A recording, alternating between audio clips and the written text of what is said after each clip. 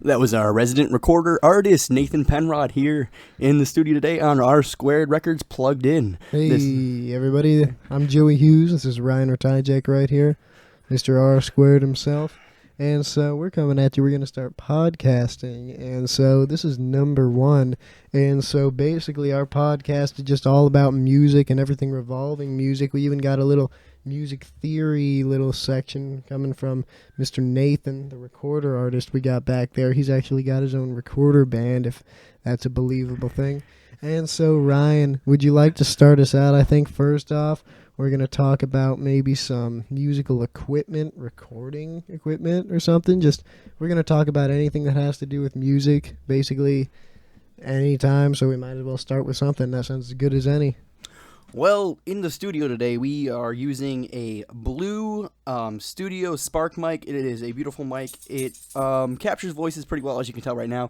And we use a basic Shure vocal mic over that Joey's station over there. Mm-hmm. And everything's hooked up to a Alesis IO2 interface, which just connects your mics right up to the computer, and it works very well. Good recording quality. And that's pretty much it here. From here, Joey, will you take it over? And Well, yeah, the instruments we use are, well, our old recordings were done on a couple of Fender acoustic guitars, which are decent, and an Epiphone SG, which we use for the electric guitar parts. We also recorded on some old Blue Snowball USB microphone back in the day, and we use a Fender Mustang amp, but nowadays we've upgraded to a Walden something acoustic electric guitar, which is very nice, and an Epiphone Sheridan from like the 70s, so that's pretty good. And so today we're going to talk about, just like I said before, just random things about music. Someone like, trying not to offend, maybe 2 Chainz probably.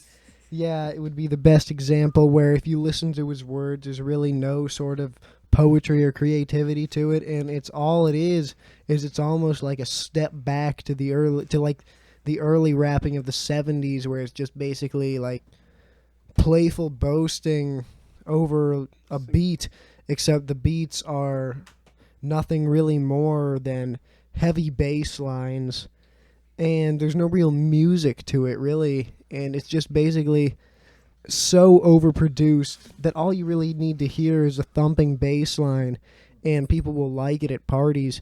And so basically rap today is run by the producers, because like all the popular ones are like, the MCs have kind of taken a step back in like lyrical content and flow, and basically it's just shout outs nowadays. Like a lot of the popular rappers, of course there's always the exceptions, but a lot of the popular ones today are basically just giving their shout outs over top of like overproduced bassy beats, and really there's just a few producers controlling rap, like Timbaland and stuff like that. Like if you listen to, for an example, Jay-Z's new album, you listen to a song Magna Carta Holy Grail. Yeah, you listen to a song like Tom Ford, and there's really not much substance to it. All it is really a bass-heavy beat done by, I think Timbaland produced that.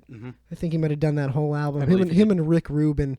And really, just the whole song is just really a show. It's almost like a demo, like that you would get on a computer, really. Like you open up Windows Media Player back in like 2002, and that's one of those like crappy techno-electronic songs that you would get on it. And so really that's being passed off as like good rap and music on the top billboards too. It's reached number 3 on the top hip-hop songs on Spotify. I mean, it was number 1 before it even came out because of like the whole Samsung thing. And so, but then you look at like other people, say Eminem's new album, which has not sold hardly any. I mean, it's sold a lot. I'm sure it's sold in the millions. Jay-Z album. Haven't looked at the figures, but yeah, Jay-Z was number 1 for a long time, just because really that's what the kids like to listen to and dance to, really.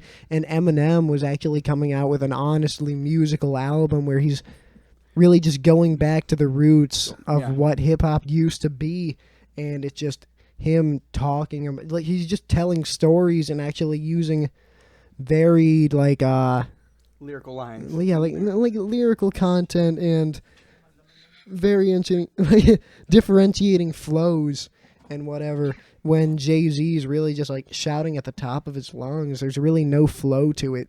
Or if you look at like, there's really no innovation in Jay-Z's new album where there is an Eminem. Well, Eminem's kind of has innovation, but also going back to the past is also part of innovation, like revisiting things that have been left behind, which is just as important as going on new things.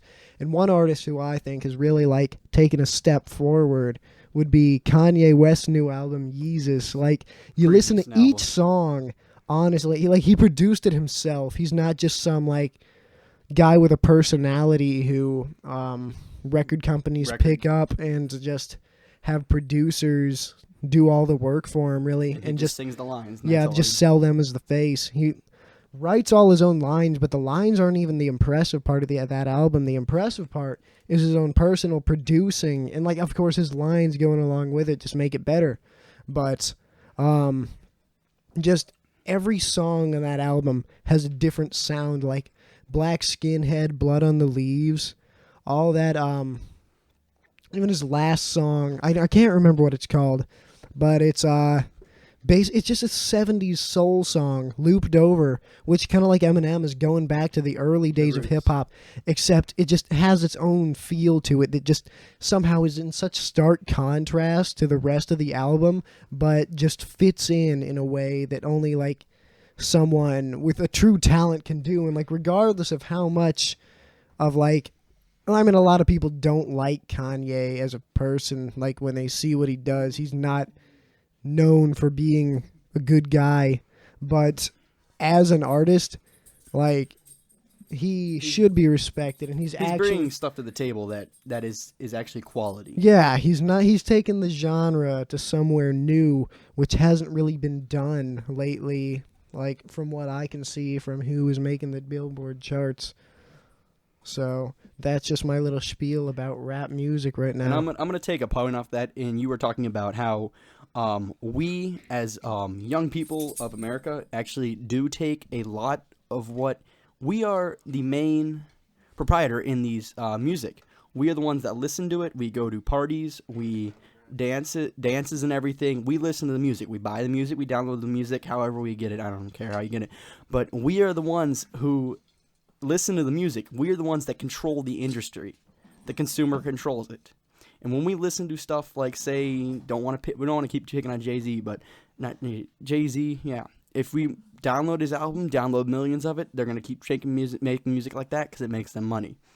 And on the other hand, when Eminem doesn't sell a lot of albums, it's not going to convince him to make more albums like that. It's not going to convince anyone to make any more albums like him, like actually trying to make a work of art. And another thing that I think is a problem is that no one really listens to albums today. Like, there was a time back in the 50s where albums weren't important, and it was all about singles. And then it got into like the 60s and 70s where stuff like the Beatles and Pink Floyd, they made it more about the album as a whole. And when I say album, I don't mean like literally vinyl record album. I mean like album, like a collection of songs, like Jay-Z's Magna Carta Holy Grail. Magna Carta Holy Grail was like that. I mean like that as an album, like the collection of all the songs together, like the 60s. Well, like I said, with the Beatles and Pink Floyd and Led Zeppelin, they all like were the step that made albums really the important part. And now it's kind of regressed back to like the singles, releasing the singles before you put the album out. Yeah, it's all really about the singles, like the 2 or 3 songs. Yeah, each individual song doesn't really matter. Like, they still come out with the albums because that's what you do. Like Miley Cyrus, she came out with that Bangers album, but you haven't heard anything about any songs from them. You only know about the singles that went along with it, because really that was just all Bangers was a publicity stunt for Miley. Just like, she's putting out a new album, but all that really mattered was like We Can't Stop and Wrecking Ball. Those songs, like, the album was just basically like a showcase to get that out and make some more money. But really, people aren't listening to albums like they used to. Part of it is because of, like, I think how Spotify and, like, iTunes. I mean, even iTunes is going down now. Like, a lot less people are buying music, and more people are just like, they have shorter attention spans for music because they can just get it so easily. Like, back in like 70s and 60s and 80s, You had to even buy like the album. in the days of cassette tapes, to get music, you either bought the little like 7-inch record, the 7-inch single, or you bought the whole album and you had to listen to it because you couldn't really hit a button to skip a track.